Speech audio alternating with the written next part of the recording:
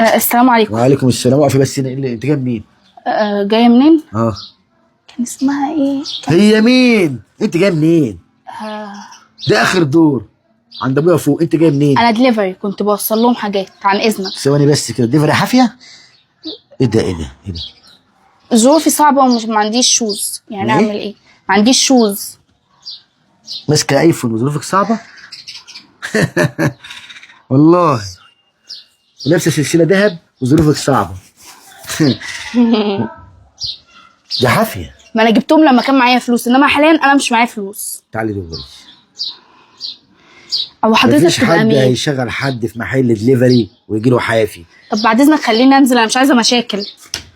مش هتنزلي لما تقولي انت مين وجايه لمين وعند مين. بصي عشان نيجي دغري.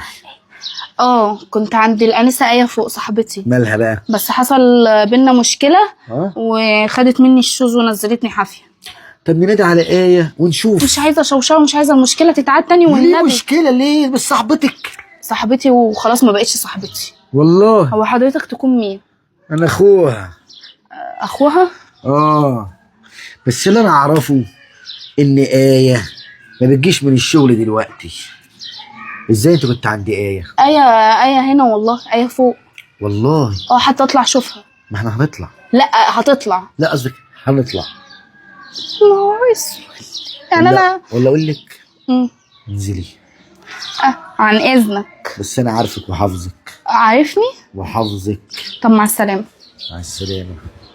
الموضوع ده في بس هعرف دلوقتي.